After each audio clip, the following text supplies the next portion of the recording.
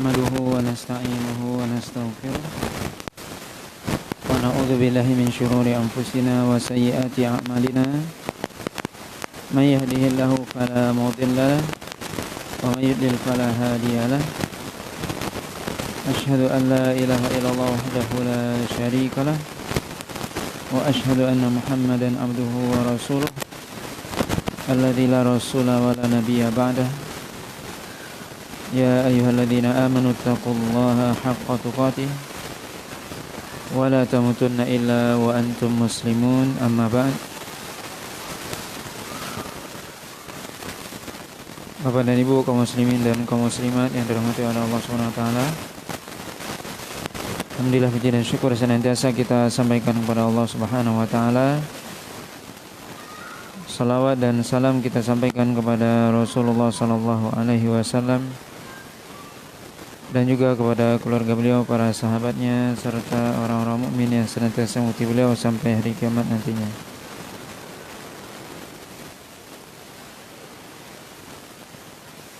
Pada malam hari ini kita lanjutkan pembahasan dari pembahasan tafsir. Karena kita akan memulai pembahasan dari surah At-Taubah atau surah Bara'ah. Surah ini ada beberapa nama. Yang pertama At-Taubah, yang sering kita dengar, atau yang paling terkenal yaitu surah At-Taubah. Di mana At-Taubah artinya ya taubat, ya, kembali kepada Allah Subhanahu wa taala. Juga dinamakan surah Bara'ah.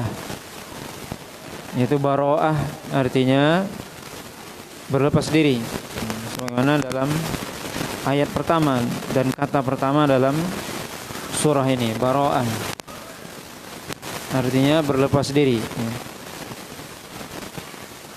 Juga Abdullah bin Abbas mengatakan dinamakan juga surah Fadhihah. Ya, Fadhihah artinya yang menyingkap atau yang membuka.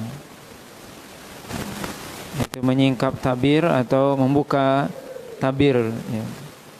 Sesuatu yang tertutup kemudian dibuka, maka itu namanya Fadhihah.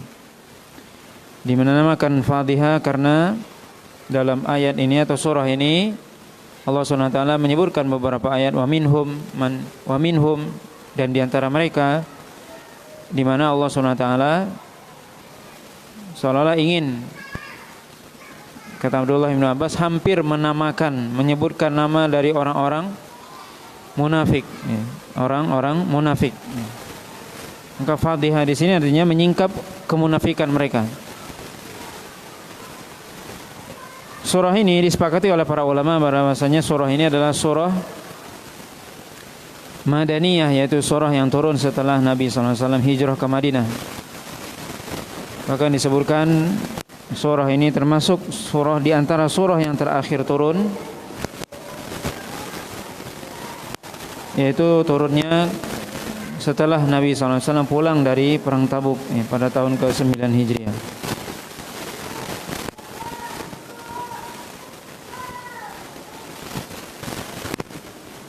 Di mana kita perlu mungkin sedikit mengingat kembali bahwasanya pada tahun ke-6 Hijriah itu terjadi perjanjian Hudaybiyah antara Rasulullah SAW dengan kaum musyrikin Makkah, kaum kufar Quraisy, di mana dalam perjanjian tersebut akan dilakukan gencatan senjata, tidak berperang selama lebih kurang 10 tahun. Itu pada tahun ke-6 Hijriah, di mana Nabi ketika itu ingin melakukan umrah, tapi dicegat oleh orang kafir Quraisy, tidak boleh umrah, yaitu pada tahun ke-6 Hijriah.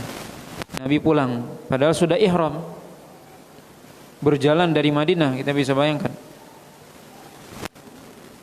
Hampir 1 bulan melakukan perjalanan, tiba di Mekah, diusir, ditahan, gak boleh masuk Mekah. Sudah berihram. Tapi Nabi tidak marah. Maka kemudian, ya singkat cerita, Nabi pulang kemudian dibikinlah perjanjian, yaitu perjanjian Hudaybiyah. Tidak boleh umroh tahun ini, tapi tahun depan. Ya, balik lagi tahun depan. Ini disebut dengan umratul qada. Kemudian, ya namanya orang kafir Quraisy, ya, mereka tidak tahan, akhirnya berkhianat terhadap perjanjian Hudaybiyah. Dan ini diawali oleh sekutu mereka, Bani Bakar, yang menyerang sekutu Nabi, yaitu Bani Khuza'ah. Akhirnya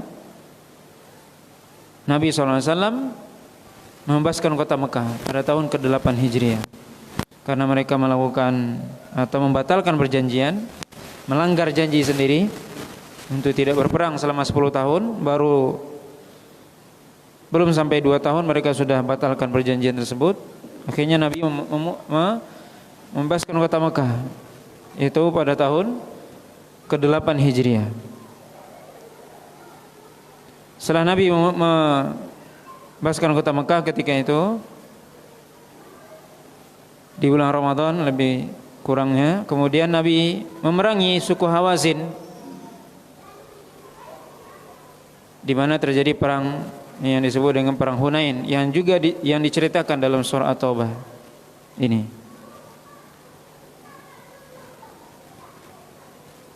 Kemudian setelah memerangi orang Hawazin, Nabi kembali ke Madinah. Kemudian ya tepatnya bulan Rajab pada tahun ke-9 Hijriah, Nabi memerangi orang-orang Romawi di Tabuk, yang disebut dengan daerah Tabuk. Dan ini pertempuran terakhir yang diikuti oleh Nabi SAW. Ketika pulang perang Tabuk, inilah turun surah At-Taubah, dan akan diceritakan oleh Allah SWT kisah, sebagian kisah perang Tabuk di akhir surah At-Taubah. Maka ini ya sekilas sejarah tentang turunnya surah At-Taubah ini, atau surah Bara'ah. Yaitu ketika Nabi SAW pulang dari perang Tabuk, di mana pada tahun itu jugalah disebutkan, walaupun di sini berbeda pendapat para ulama, pada tahun itu jugalah disyariatkan ibadah haji. Maka Nabi SAW nanti akan disebutkan dalam ayat, menyuruh, yang disebutkan dalam hadis juga nanti, Abu Bakar dan juga Ali bin Abi Thalib untuk ya berangkat haji. Abu Bakar pada tahun ke-9 Hijriah, sekaligus memberitahukan kepada orang-orang musyrik yang mereka juga berhaji. Mereka berhaji setiap tahun, tapi mereka berhaji sebagaimana disebutkan dalam surah Al-Anfal, ya bertepuk, ya. Dan kemudian mereka berhaji tidak berpakaian. Maka Nabi SAW memberitahukan, menyuruh Abu Bakar dan Ali bin Abi Thalib untuk memberitahukan kepada orang kafir Quraisy, tahun depan tidak boleh haji kecuali orang muslim saja, dan tidak boleh berhaji kecuali yang memakai pakaian.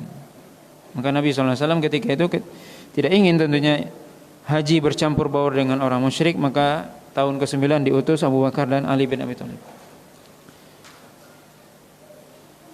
Kemudian pada tahun berikutnya 10 Hijriah Nabi berhaji, dan itulah haji pertama dan terakhir yang disebut dengan haji wada. Dan setelah beberapa bulan setelah itu Rasulullah SAW meninggal. Maka di sini surah Bara'ah atau surah At-Taubah, kita lihat tidak ada bismillah di awalnya. Berbeda dengan seluruh surah dalam Quran, 114 surah, 113 surah itu ada bismillah di awalnya, kecuali surah Bara'ah atau surah At-Taubah. Maka dalam hal ini beberapa pendapat para ulama, kenapa atau apa hikmah atau rahasia surah At-Taubah ini tidak disebutkan bismillah di atasnya atau sebelumnya. Sebagian menyebutkan riwayat bahwasanya ada yang mengatakan bahwasanya surah Bara'ah ini bercerita tentang perang, Dan bismillah tentunya berbicara tentang rahmat Allah SWT, maka kurang pas disebutkan bismillah. Karena setelah bismillah perang, maka perang tidak pas dimulai dengan bismillah. Ini pendapat sebagian para ulama. Sebagian lagi mengatakan bahwasanya sebagaimana disebutkan dalam hadis yang diriwayatkan oleh Imam Ahmad dan yang lainnya, bahwasanya Ibnu Abbas pernah bertanya kepada Utsman bin Affan, apa rahasia engkau tidak menulis bismillah di antara surah Al-Anfal dan surah At-Taubah? Maka disebutkan bahwasanya Utsman bin Affan mengatakan, menceritakan, dan di sini dari riwayat ini ada beberapa faedah ini. Disebutkan oleh Utsman bin Affan bahwasanya Rasulullah SAW itu ketika turun ayat atau surah, maka beliau akan memberikan isyarat atau memerintahkan kepada para sahabat yang menuliskan wahyu bahwasanya letakkan ayat ini antara ayat ini dan ini. Itu perintah Rasul. Atau letakkan surah ini setelah surah ini atau sebelum surah ini. Karena Al-Quran itu turun tidak seperti urutan yang kita baca hari ini, di mana Al-Quran pertama kali turun adalah surah Al-Alaq, ya, ayat 1 sampai 5. Tapi bukan surah Al-Alaq yang pertama. Maka turunnya Al-Quran tidak sama dengan penulisan Al-Quran. Lalu penulisan Al-Quran bagaimana? Nah, di sini kita bisa lihat, ya. Nanti akan kita sebutkan faedah. Ini memberikan isyarat dan faedah. Bahwasanya Utsman mengatakan bahwasanya Rasulullah SAW kalau turun ayat, maka Nabi SAW mengatakan letakkan ayat ini antara ayat ini dan ini. Kalau turun surah maka disebutkan letakkan surah ini setelah surat ini atau sebelum surat ini. Atau disebutkan Nabi di sini, "Da'u hadhil ayah fi suwar allati yudhkaru fiha kadza wa kadza." Letakkan ayat ini di surah yang disebutkan di dalamnya ini dan ini. Atau da'u hadhihi surah fil lati yudhkaru fiha kadza wa kadza. Atau letakkan surat ini di surat yang di dalamnya disebutkan ini dan ini. Maka Nabi SAW memberikan isyarat. Tentunya para sahabat memahami. Maka surah Al-Anfal itu diantara surah yang pertama turun di Madinah. Sedangkan At-Taubah di akhirnya. Tetapi disebutkan oleh para ulama, ya, tetapi kisah kata Utsman bin Affan, kisah yang disebutkan atau hal-hal yang disebutkan dalam surah Al-Anfal mirip dengan apa yang disebutkan dalam surah At-Taubah secara umum. Secara umum, tidak secara keseluruhan. Di mana dalam surah Al-Anfal diceritakan tentang perang, di sana ada perang Badar. Di surah At-Taubah ada perang Tabuk dan perang Hunain. Di surah Al-Anfal diceritakan bagaimana tentang orang munafik. Di dalam surah At-Taubah lebih jelas disebutkan tentang orang-orang munafik. Di dalam surah Al-Anfal disebutkan tentang orang-orang kafir, orang-orang musyrik. Dalam surah At-Taubah juga disebutkan hal yang sama. Maka kisah dua surah ini mirip kata Utsman bin Affan. Nah, kemudian kisah ini mirip, kemudian aku pun menganggap kata Utsman bin Affan bahwasanya surah At-Taubah bagian atau surah Al-Anfal bagian dari surah At-Taubah. Kemudian Rasulullah SAW meninggal, kemudian belum Rasulullah SAW sempat menjelaskannya. Kemudian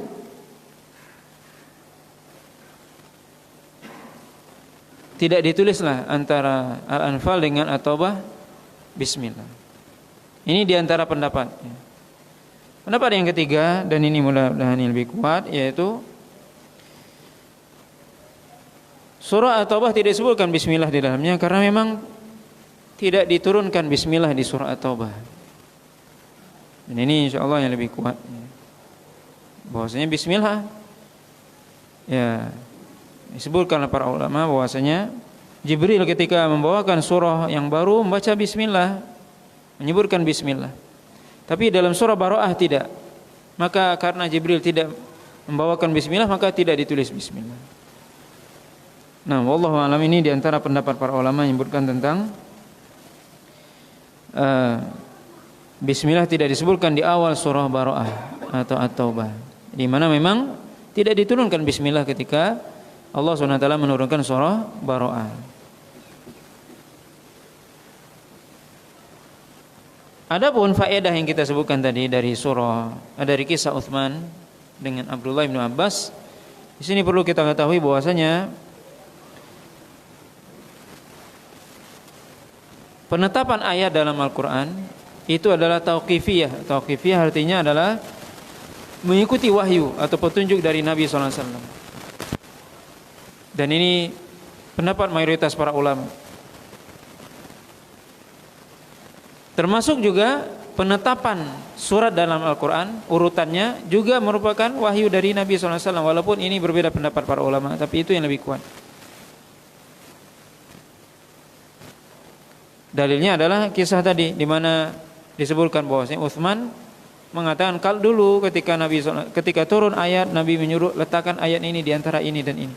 Berarti Nabi yang mengatur itu. Maka Al-Qur'an sudah diatur, sudah urut sejak zaman Nabi SAW.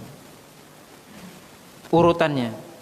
Walaupun turunnya terpisah-pisah, turunnya tidak beraturan, tapi Nabi yang mengurutkan ayat, kemudian juga surah menurut pendapat yang lebih kuat. Karena ada sebagian mengatakan, terutama masalah surah itu adalah ijtihad dari para sahabat. Tapi yang lebih kuat adalah bahwasanya dari kisah ini kita bisa ambil pelajaran bahwasanya tartibus suwar, istilahnya adalah tartibus suwar itu tertib dari surah-surah, urutan surat itu sudah petunjuk dari Nabi SAW, berarti wahyu yang tauqifi, yang baku, bukan ijtihad dari para sahabat. Dan kalaupun kalau ada yang mengatakan bahwasanya itu ijtihad dari para sahabat, tapi di zaman Utsman bin Affan ketika Utsman mengurutkan Al-Quran, dan bahkan sebelumnya Abu Bakar, tidak ada satupun di antara sahabat yang hadir ketika itu yang masih hidup yang menyelisihi. Maka ini adalah ijma' para sahabat bahwasanya urutan Al-Quran dari awal Al-Fatihah sampai An-Nas itu adalah urutan yang tauqifi dari Nabi atau ijma' para sahabat, dan dua-duanya dalil. Kalaupun dikatakan ijtihad, tapi semuanya ijma' para sahabat, tidak ada yang menyelisihi. Dan ini adalah suatu hal yang perlu kita pahami dengan baik, karena sebagian orang mengatakan bahwasanya ayat itu mestinya, katanya, kenapa enggak diurutkan berdasarkan turunnya? Maka ini semua yang mengatur siapa? Rasulullah SAW, bukan Utsman. Tapi Rasulullah SAW sendiri yang mengatur, yang mengatakan letakkan ayat ini di antara ini dan ini. Ini, dan juga kita bisa lihat bahwasanya urutan Al-Quran itu sudah baku ketika Nabi SAW pernah salat malam, kemudian beliau membaca surah Al-Baqarah, kemudian meloncat ke surah An-Nisa, kemudian kepada Ali Imran dan sebagainya yang disebutkan dalam hadis Abdullah bin Mas'ud. Maka itu menunjukkan bahwasanya Al-Quran sudah berurutan di zaman Nabi SAW. Di mana Abdullah bin Mas'ud mengatakan beliau membuka Al-Quran dengan surah Al-Baqarah. Aku mengira beliau akan ruku di ayat yang ke-100, tapi ternyata lewat. Aku mengira bahwasanya Rasulullah akan membaca seluruhan. Kemudian setelah itu bahkan justru Nabi An-Nisa, kemudian ke Ali Imran dan sebagainya. Maka ini menunjukkan bahwasanya Al-Quran sudah diatur ya, atau diurutkan sebagaimana yang kita baca hari ini. Urutannya adalah urutan yang sudah ada di zaman para sahabat ya. Ini tentunya suatu hal yang perlu kita pahami dengan baik, karena ada sebagian orang yang dia tidak memahami atau mengatakan bahwasanya Al-Quran itu dirubah-rubah oleh para sahabat. Ya, ini perlu kita pahami. Maka hadis Utsman ini tadi menjadi dalil bahwasanya Nabi sendiri yang menyuruh yang mengatur, letakkan ayat ini di dalam surat yang disebutkan ini dan ini. Maka ini ya sekali lagi menunjukkan dalil bahwasanya Al-Quran sudah urutannya ayat dan Al-Quran dan surahnya sudah diatur sejak zaman Nabi sallallahu alaihi wasallam. Kemudian tadi sudah kita sebutkan juga bismillah ya. Pendapat yang lebih kuat adalah bahwasanya memang bismillah tidak turun ketika Allah SWT menurunkan surah Bara'ah, dan inilah insyaallah pendapat yang lebih kuat ya dalam hal ini. Kemudian Allah SWT berfirman dalam ayat yang pertama, a'udzubillahi minasyaitonirrajim, bara'atun minallahi wa rasulihi ilal ladzina ahadtum minal musyrikin. Bara'ah artinya adalah berlepas diri, yaitu berlepas diri Allah dan Rasulnya terhadap orang-orang yang engkau atau kalian mengikat janji dengan mereka dari kalangan orang-orang musyrik. Maka Allah SWT dalam ayat ini, dalam surah ini membuka surah ini dengan mengatakan bara'ah, yaitu berlepas diri. Allah SWT dan Rasulnya berlepas diri dari segala bentuk perjanjian yang sudah kalian bikin wahai Muhammad dan para sahabat dengan orang-orang musyrik. Maksudnya berlepas diri apa? Putus. Allah SWT katakan fasihu fil ardi arba'ata ashhur wa'lamu annakum ghairu mu'jizillah wa annallaha mukhzil kafirin.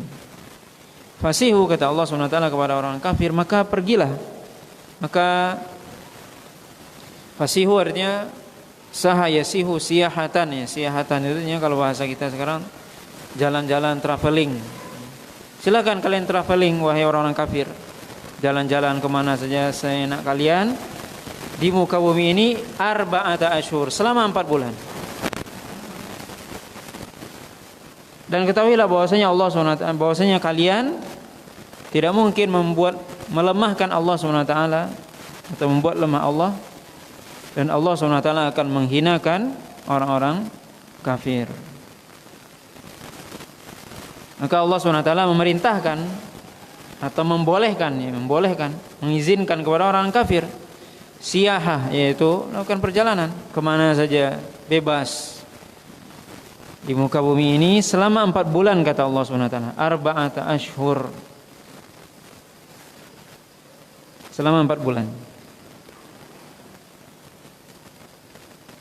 Maka di sini berbeda pendapat para ulama di sini tentang di mana Allah SWT tadi berlepas diri dari segala macam bentuk perjanjian dengan orang-orang musyrik, dan dibatasi mereka boleh melakukan atau boleh melakukan apa saja, terserah mereka. Artinya mereka tidak akan diperangi selama 4 bulan. Jadi maksudnya apa ayat kedua ini? Silakan kalian pergi kemana saja, jalan-jalan, aman selama 4 bulan. Selama 4 bulan enggak aman, itu maksudnya. Di sini maksudnya apa?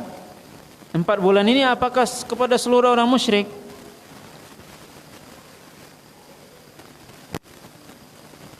Atau ada pengkhususan? Maka para ulama ahli tafsir menyebutkan bahwasanya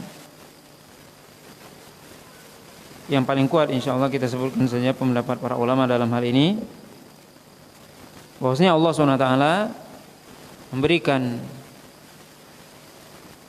kelapangan atau memberi kebebasan kepada orang-orang musyrik untuk pergi atau untuk menikmati kebebasan mereka selama 4 bulan.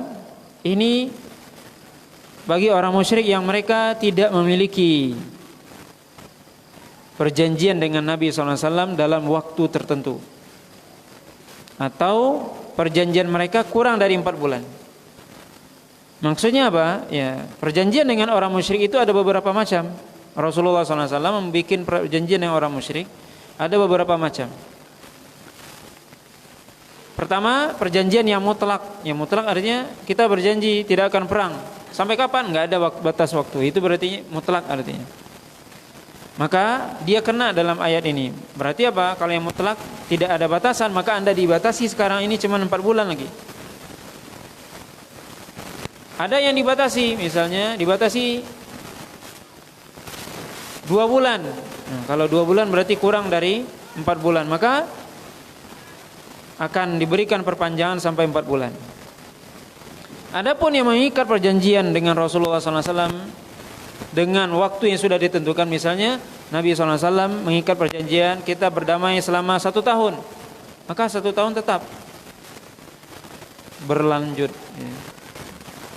Maka maksudnya, dan ini insya Allah pendapat yang lebih kuat, yang disebutkan oleh Imam Ibnu Katsir dan juga Imam Ibnu Jarir, salah satu riwayat dari Abdullah bin Abbas, bahwasanya fasihu fil ardi arba'ati ashhurin, yaitu lakukanlah perjalanan, ya, jalan-jalan santai selama 4 bulan ini bagi orang yang mereka tidak memiliki waktu perjanjian khusus dengan Nabi sallallahu alaihi wasallam. Kalau mereka memiliki waktu tertentu, maka perjanjian itu tetap berlaku atau waktu tersebut tetap berlaku. Ini maksudnya.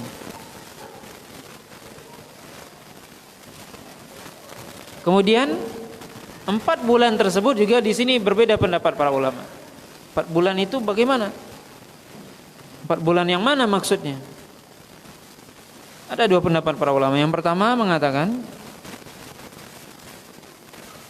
adalah 4 bulan haram, di mana kita mengetahui nanti akan disebutkan dalam surah At-Taubah ayat yang ke-36, bahwasanya Allah SWT mengatakan inna iddatash syuhuri indallahi 12 syahran fi kitabillah yauma khalaqas samawati wal arda minha arba'atun hurum.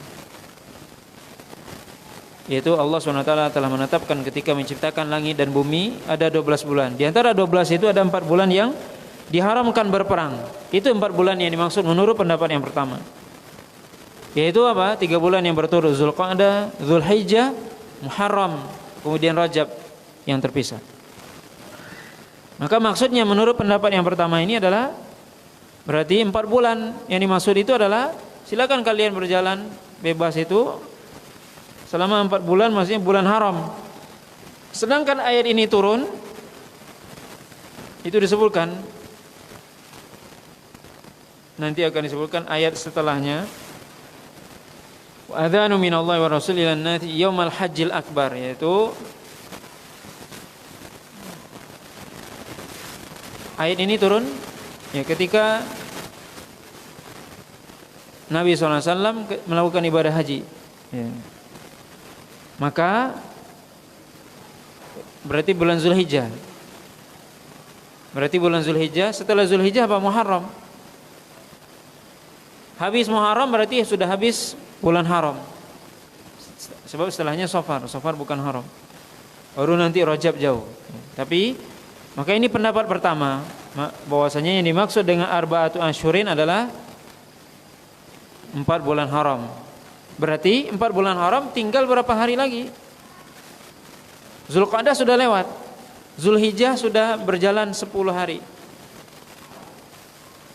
tinggal 20 hari tambah 30 hari di bulan Muharram. Berarti 50 hari lagi mereka bisa santai-santai. Ini pendapat pertama. Pendapat yang kedua memahami bahwasanya 4 bulan itu 4 bulan dari sejak turun ayat tersebut, bukan 4 bulan-bulan haram, tapi memang dihitung 4 bulan sejak turun ayat. Dan ini insyaallah yang lebih kuat. Itu berarti apa? 10 Zulhijjah, maka setelah Zulhijjah ada Muharram, kemudian Safar, kemudian Rabiul Awal, kemudian Rabiul Akhir. 10 Rabiul Akhir berakhirnya 4 bulan ini. Jadi ibaratnya secara bahasa kita sederhana, mereka orang-orang kafir di ultimatum. Ini sekarang 10 Zulhijjah, Anda bisa bebas sampai 10 Rabiul Akhir. 10 Rabiul Akhir selesai, Anda akan diperangi. Itu maksudnya. Kalau Anda tidak masuk Islam, Anda akan diperangi. Itu maksudnya. Itu 4 bulan sejak sekarang, sejak diturunkan. Dan ini insya Allah pendapat yang lebih kuat. Jadi mana mereka diberikan ultimatum untuk bisa bebas seenaknya memikirkan mau masuk Islam atau diperangi selama 4 bulan ke depan.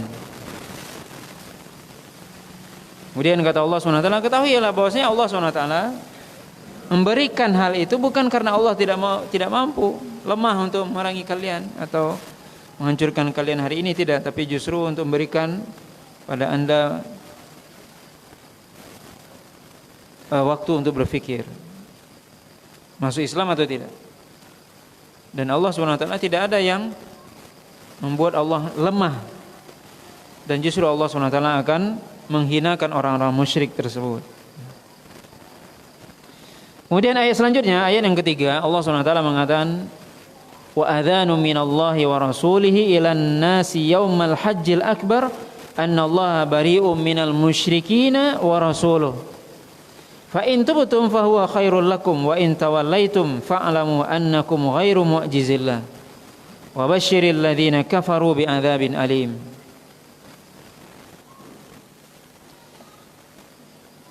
Wa adzanu minallahi wa rasulih, artinya dan Allah SWT memberitahukan. Wa adzanu artinya pengumuman, pemberitahuan dari Allah dan Rasulnya ilan nas kepada seluruh manusia yaumal hajjil akbar, ketika hari haji akbar. Nanti akan kita sebutkan apa yang maksud hajjil akbar. Annallaha bari'um minal musyrikin wa rasuluh, dan bahwasanya Allah dan Rasulnya berlepas diri dari orang-orang musyrik. Fa in tubtum fa huwa khairul lakum, kalau kalian bertaubat dari kekufuran dan kesyirikan, yaitu masuk Islam, fa huwa khairul lakum, itu lebih baik bagi kalian. Wa in tawallaitum, jika kalian berpaling, artinya tidak mau masuk Islam, sudah datang kebenaran, sudah datang Islam, berpaling, fa'lamu annakum ghairu mu'jizillah, ketahuilah bahwasanya kalian tidak akan membuat Allah lemah. Wabasyiril ladzina kafaru bi'adzabin alim, dan beri kabar gembira orang-orang kafir dengan azab yang pedih. Ayat yang ketiga ini dari surah Bara'ah atau surah Bara'ah atau surah At-Taubah ya. Di sini Allah SWT mengatakan wa adzanum minallah, di ayat yang ketiga ini. Bahwasanya pemberitahuan, pengumuman, adzan artinya pemberitahuan, pengumuman dari Allah SWT kepada seluruh manusia. Maka Allah SWT menyuruh Nabi SAW untuk memberitahukan kepada seluruh manusia Yaumul Hajjil Akbar. Di sini ada 2 pendapat para ulama. Yaumul Hajjil Akbar maksudnya apa? Pendapat yang pertama mengatakan adalah Yaumul Arafah, yaitu hari Arafah, tanggal 9 Zulhijjah. Sebagian lagi mengatakan Yaumul Hajjil Akbar adalah Yaumun Nahar, yaitu tanggal 10 Zulhijjah. Dan sebenarnya ada pendapat yang ketiga yang mengatakan Yaumul Hajjil Akbar yaitu hari-hari haji, Ayyamul Hajj, yaitu hari-hari dilakukannya ibadah haji. Dan disebutkan dalam tafsir Imam Qurtubi, perkataan Imam Ibn Sirin, bahwasanya kenapa dinamakan Hajjil Akbar? Disebutkan karena Rasulullah ikut pada haji itu, maka itu dikatakan Hajjil Akbar, yaitu haji yang paling besar. Kenapa dikatakan paling besar? Karena Rasulullah ikut dalam haji tersebut. Dan tentunya seluruh hari-hari haji adalah hari-hari yang istimewa. Ayyamul Hajj, yaitu hari-hari haji mulai dari hari Tarwiyah tanggal 8 Zulhijjah, kemudian hari Arafah tanggal 9, Yaumun Nahar yaitu tanggal 10, dan Yaumul Qar yaitu tanggal 11, 12 dan 13, atau yang disebut juga hari Tasyrik, Yaumut Tasyrik. Itu semua adalah hari-hari istimewa. Maka wallahu alam ya, di sini tadi disebutkan ya. Itu perbedaan pendapat para ulama yang insya Allah tidak bertentangan. Secara umum, ya seluruh hari-hari haji itu adalah hari yang istimewa.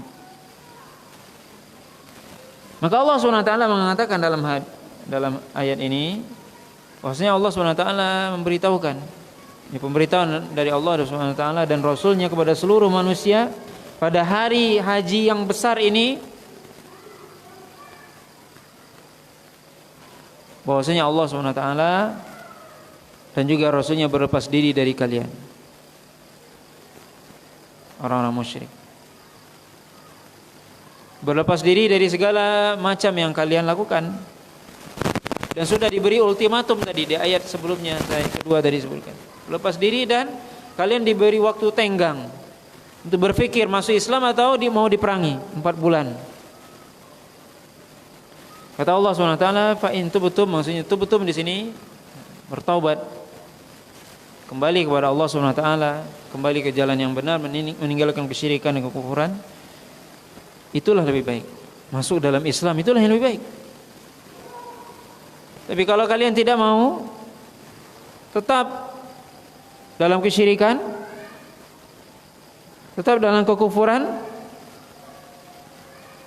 maka Allah SWT memberikan sebuah warning, peringatan. Ketahuilah bahwasanya Allah SWT itu tidak lemah, dan kalian tidak mungkin membuat Allah lemah. Bahkan Allah SWT mengatakan wabasyiril ladzina kafaru bi'adzabin alim. Ini beri kabar gembiralah pada orang kafir dengan azab yang pedih, ya. Maka ya dalam ayat ketika menerangkan surah atau ayat yang ketiga inilah Imam Ibnu Katsir menyebutkan dari riwayat yang kita sebutkan di awal, bahwasanya Nabi SAW itu ketika pulang dari perang Tabuk, ketika itu turun perintah untuk menunaikan ibadah haji, maka Nabi SAW, makanya walaupun sedikit perbedaan pendapat para ulama, kapan perintah haji turun? Tahun ke-8 atau 9? Bidhahir di sini sebutkan tahun ke-9, tapi Nabi tidak langsung mengerjakan ibadah haji, dan juga ini menjadi perselisihan pendapat para ulama. Apakah haji itu alal faur atau alal tarakhi? Artinya, apakah haji itu kewajiban yang harus segera? Seperti sholat, kalau masuk waktu sholat segera. Atau alal tarakhi, boleh diakhirkan? Sebagian mengatakan alal tarakhi, sebagian ulama. Karena Nabi ketika turun perintah melakukan ibadah haji pada tahun ke-9, Nabi enggak berhaji kecuali pada tahun ke-10. Tapi mudah-mudahan lebih kuat adalah al-fawr, ya, yaitu segera. Kenapa? Karena Nabi SAW tidak berhaji pada tahun ke-9, ada sebabnya. Nabi tidak ingin bercampur baur dengan orang musyrik. Apalagi sebagian mereka haji dalam keadaan telanjang. Itu yang tidak mau Nabi. Karena Nabi mengutus Abu Bakar dan Ali bin Abi Thalib. Dan ini disebutkan oleh Imam Ibnu Katsir, ya, hadis riwayat ini ketika menjelaskan ayat yang ketiga ini. Nabi SAW mengutus Abu Bakar kemudian Ali bin Abi Thalib ketika itu untuk memberitahukan kepada seluruh orang yang berhaji ketika itu, ketika tahun 9 itu. Ya, kita bacakan salah satu riwayat ini, riwayat Imam Ahmad. Ini di sini disebutkan beberapa riwayat, banyak riwayat disebutkan oleh Imam Ibnu Katsir. Salah satunya bahwasanya Nabi memerintahkan, ya, atau ya Ali ditanya apa yang disuruh oleh Rasulullah kepada engkau, apa yang disuruh? Maka Ali mengatakan bu'itsu bi arba'in la yadkhulul jannah illa nafsun mu'minah wa la yatufu bil bait uryanan wa man kana bainahu wa bainan nabi ahdun fa ahdu ila muddatihi wa la yahujju al musyrikuna wal muslimuna ba'da amihim hadza. Yaitu Ali bin Abi Thalib ditanya, apa yang diutus oleh Rasulullah, kamu disuruh ke Mekah waktu itu tahun ngapain, ya? Maka Ali bin Abi Thalib mengatakan, saya diperintahkan memberitahukan 4 hal kepada seluruh jemaah manusia yang hadir ketika itu. Yang pertama, bahwasanya tidak akan masuk surga kecuali orang mukmin. Diberitahu kepada seluruh orang musyrik, orang-orang yang berhaji ketika itu. Ketahuilah bahwasanya tidak akan masuk surga kecuali orang mukmin saja.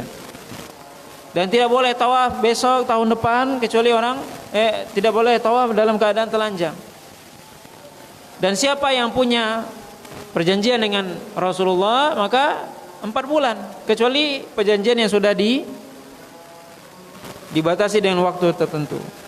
Kemudian tidak boleh berhaji tahun depan orang-orang musyrik. Ini yang disampaikan di khalayak ramai di tahun ke-9 Hijriah. Agar Nabi SAW di tahun ke-10 haji, ini semua enggak ada orang musyrik ikut haji. Tidak ada orang yang telanjang ikut haji. Nah, ini adalah di antara riwayat yang disebutkan oleh Imam Ibnu Katsir yang Nabi SAW menyuruh mengutus Abu Bakar dan juga Ali bin Abi Thalib pada tahun ke-9 Hijriah untuk berhaji dan memberitahukan kepada orang yang hadir ketika itu perintah ya Rasulullah SAW.